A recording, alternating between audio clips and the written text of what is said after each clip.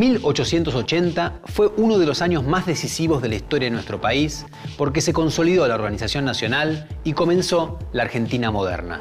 Ese año llegó a la presidencia Julio Argentino Roca, iniciando el periodo que se conoce como régimen conservador, que tendría vigencia hasta 1916. En los años previos a 1880, el Estado Nacional había ido afianzando su poder sobre los particularismos provinciales. El más complicado de vencer fue el de Buenos Aires, porque sus sectores dirigentes eran muy celosos de los privilegios de la provincia, en particular de sus rentas aduaneras. En 1880, este conflicto estalló por última vez. En la elección para suceder al presidente Nicolás Avellaneda, se enfrentaron dos candidatos.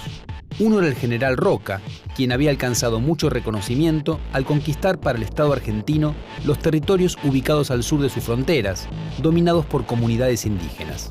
Roca invadió esa región con el Ejército Nacional, masacrando a muchos pobladores y apresando a otros, incorporando así vastas tierras al Estado argentino. Su rival para la presidencia era el gobernador de Buenos Aires, Carlos Tejedor, que al perder las elecciones impulsó la sublevación de la provincia para preservar su autonomía ante el Estado Nacional. La respuesta de las autoridades nacionales, apoyadas por las clases dominantes del interior, fue atacar a la ciudad de Buenos Aires. Durante el mes de julio se sucedieron combates en los cuales quedaron muchos muertos. Finalmente triunfaron las fuerzas nacionales, Tejedor se vio obligado a renunciar y el Estado Nacional decidió federalizar la ciudad de Buenos Aires. Es decir, le quitó a la provincia su capital y la convirtió en un territorio federal dependiente del Poder Ejecutivo. Esto fue fundamental para consolidar el Estado Nacional, dado que fortaleció al presidente y debilitó a la provincia más poderosa, que tuvo que buscarse una nueva capital, para lo cual se proyectó la ciudad de La Plata.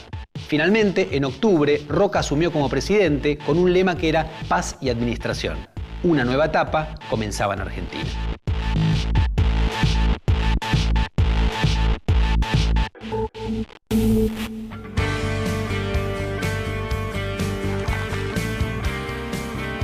Cuando en 1880 Buenos Aires se volvió a declarar en rebeldía, la provincia fue intervenida y se dispuso que la ciudad de Buenos Aires fuera capital de la República, prohibiéndose que las provincias posean ejércitos. El Estado Nacional y su cada vez más poderoso ejército finalmente se imponía sobre los gobiernos locales. Los comicios de la época convocaban a pocas personas, debido a diversos factores como el alto porcentaje de población extranjera o la existencia de maniobras de violencia y presión a la hora de votar.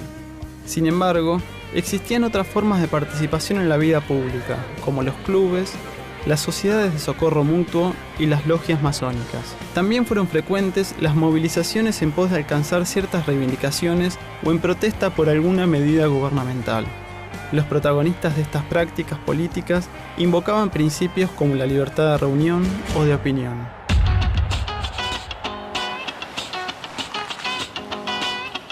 En 1880 se estaba desarrollando la Guerra del Pacífico o Guerra del Salitre, que enfrentó a Chile con Bolivia y Perú. Desde la década de 1860, compañías de capital británico y chileno explotaban los ricos yacimientos de guano y salitre existentes en los territorios costeros de Bolivia. El conflicto bélico surgió cuando en febrero de 1878 el gobierno boliviano, necesitado de recursos fiscales, decidió imponer un impuesto retroactivo de 10 centavos por cada quintal extraído en la costa sur boliviana. El gobierno chileno ocupó Antofagasta y en abril de 1879 declaró la guerra a Bolivia, que inmediatamente se extendió a Perú, que era aliado de Bolivia por un tratado defensivo firmado años antes. A finales de 1879, el ejército boliviano había sido derrotado completamente. Sin embargo, el principal enemigo de Chile era Perú, por lo que la campaña militar continuó hasta que las tropas chilenas ocuparon Lima y la costa norte peruana. La contienda finalizó en 1883. La guerra tuvo un altísimo costo en vidas humanas. Se calcula que perecieron más de 20.000 personas y tuvo consecuencias económicas catastróficas para Perú y Bolivia. Esta última, además, perdió definitivamente su salida al mar, puesto que los territorios costeros bolivianos pasaron a formar parte de Chile desde entonces.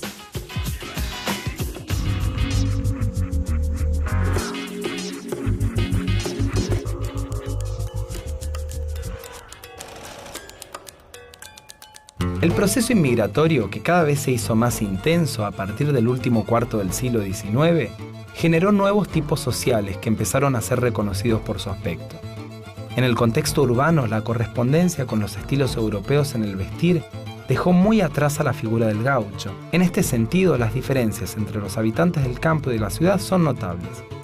El tiempo y la atención puestos en el cuidado personal provocan el surgimiento de tipos de dandis locales.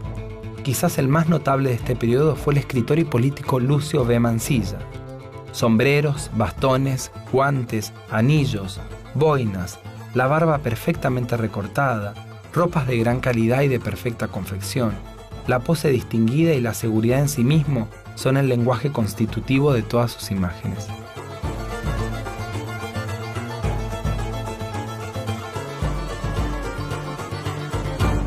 La iluminación de las ciudades fue siempre una preocupación de la comunidad. Antes de la llegada de la electricidad, las ciudades habían tenido distintos modelos de luminarias públicas. En un principio fueron las velas de cebo, que se extendieron en Buenos Aires de la mano del virrey Bertiz en 1774 y en Córdoba por iniciativas del gobernador Sobremonte en 1784. Las velas de cebo fueron luego reemplazadas por faroles con aceite y querosén y más tarde por la iluminación a gas. Para la década de 1880 se ingresó en una nueva era con la llegada de la luz eléctrica. La primera ciudad que contó con el nuevo servicio fue la flamante capital provincial, La Plata, cuando se instaló a partir de 1883 la primera usina eléctrica y 200 focos que irradiaban por las noches iluminando la ciudad de las Diagonales.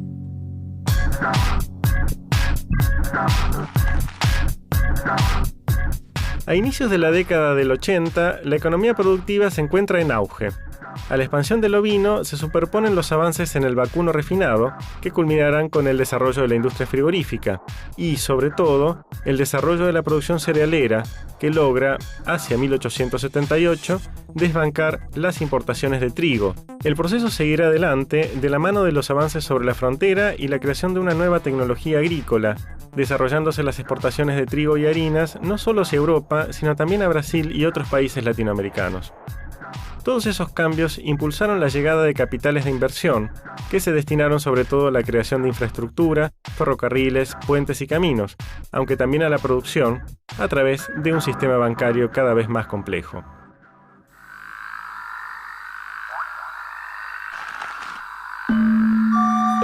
El pintor Reinaldo Giudice recibió ese año una pensión del gobierno para continuar sus estudios en Italia. En ese momento también se encontraban en Italia los pintores Augusto Valerini y Ángel de la Valle y los escultores Francisco Cafferata y Lucio Correa Morales. Desde Europa, estos creadores enviaban sus obras a Buenos Aires, como La sopa de los pobres de Giudice, expuesta en 1887, con el objetivo tanto de demostrar la productividad de sus años de formación en el viejo mundo, como de contribuir a formar un ambiente para las artes plásticas en nuestro país.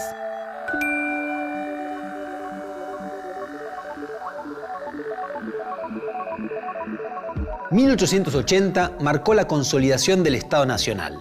Es decir, que a partir de esa fecha se terminaron los conflictos militares para definir cómo iba a ser ese Estado, se prohibió convocar a las milicias provinciales, garantizando el monopolio de la fuerza en el gobierno central.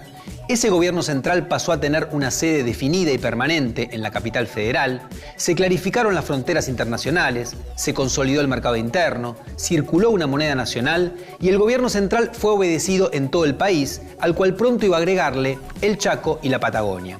Entonces, 1880 fue un año decisivo porque cerró el complejo proceso de construcción de un Estado argentino y a la vez abrió una nueva etapa cargada de nuevas tensiones y de nuevos conflictos.